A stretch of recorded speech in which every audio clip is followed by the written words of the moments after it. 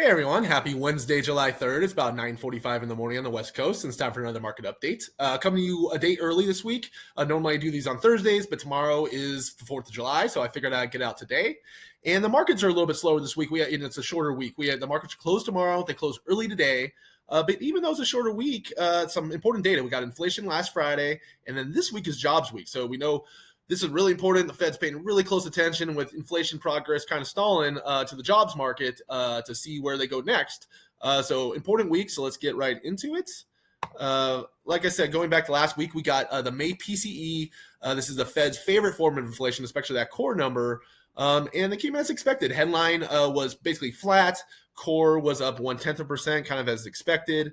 Taking a closer look at the numbers, if we take it out to the hundredth, the headline was actually down a little bit, 0.001.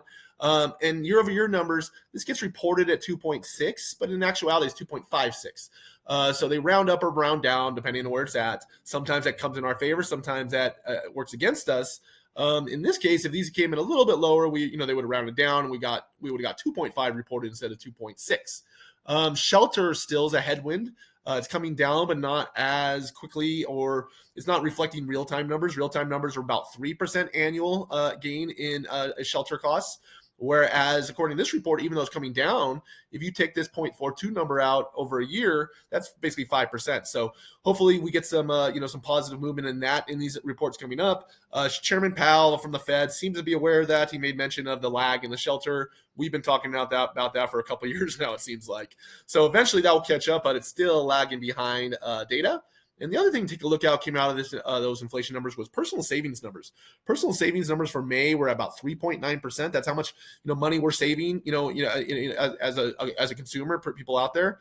As you can see, the average is usually about 7-8%. It's spiked. Here where we got some stimulus money, came down, spiked again with some more stimulus money, and since then it's been on a downward decline.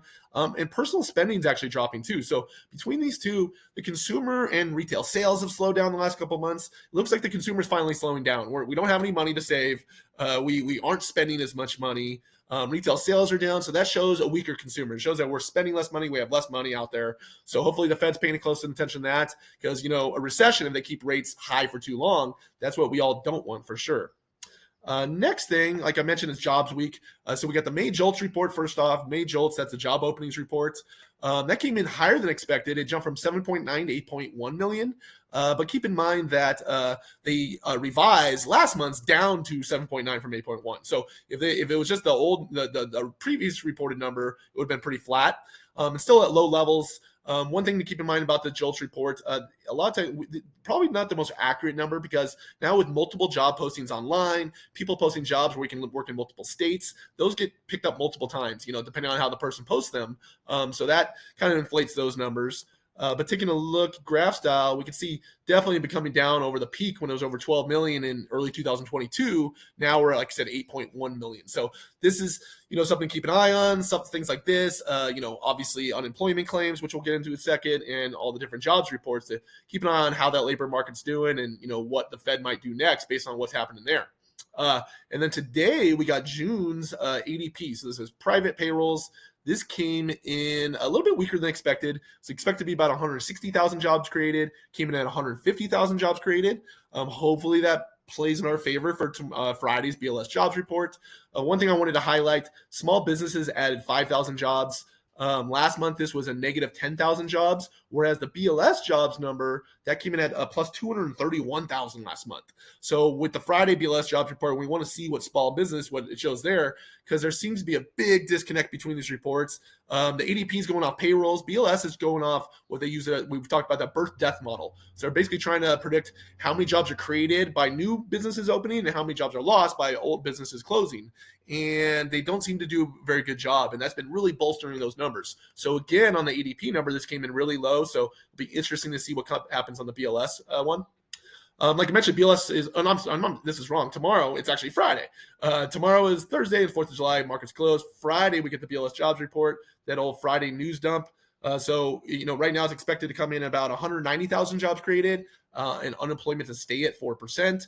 Like we talked about, if that comes in a little bit higher, that unemployment number especially, that jumps up to 4.1, that will be good for us, good for the markets. Initial jobless claims came in higher than expected again. Expectations was 234,000 new claims, came in at 238,000. This has been ticking up. Continuing claims continue to go up. That's people basically that have been on unemployment for longer and longer and longer. Again, all signs that the economy's slowing down, job market slowing down. Hopefully the Fed's ready to make their cut because they don't want to cause a recession.